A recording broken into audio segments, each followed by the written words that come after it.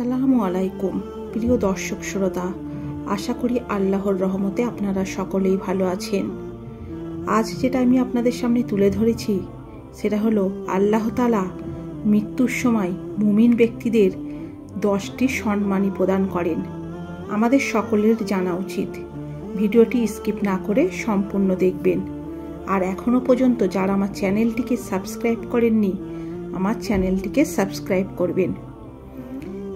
মৃত্যুর সময় মুমিনকে আল্লাহ তাআলা যে 10টি সম্মানী প্রদান করেন সেগুলো হলো: 1 নম্বর, ফেরেশতা আসার পর রুহু কবজ করার পূর্বে আসসালামু আলাইকুম বলবে।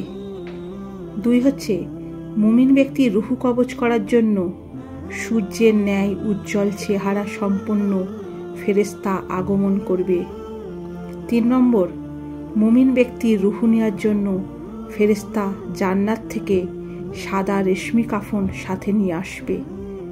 4 হচ্ছে, রুহুকে সুগন্ধি করার জন্য ফেরেশতা জান্নাত থেকে সুগন্ধিও সাথে নিয়ে আসবে। 5 নম্বর হচ্ছে, মুমিন ব্যক্তির রুহু কবজ করার সময় ফেরেশতা মুমিন ব্যক্তিকে আল্লাহ তাআলার পক্ষ থেকে ক্ষমা ও সন্তুষ্টির সুসংবাদ প্রদান করবে।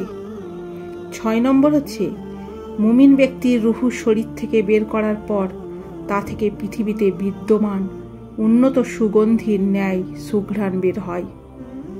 7 নম্বর, মুমিন ব্যক্তির রুহের জন্য আকাশ ও পাতালের মাঝে বিদ্যমান সমস্ত ফেরেশতা রহমতের জন্য দোয়া করে। 8 নম্বর হচ্ছে, মুমিন ব্যক্তির রুহু আকাশে বহনকারী ফেরেশতাগণ আকাশের দরজায় মুমিন ব্যক্তির পরিচয় পেশ করে।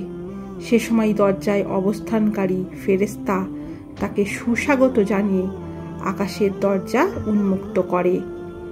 9 নম্বর হচ্ছে, প্রত্যেক আকাশের ফেরেশতাগণ মুমিন ব্যক্তির রুহুকে অভ্যর্থনা জানাতে গিয়ে পরবর্তী আকাশ পর্যন্ত এগিয়ে নিয়ে চলে।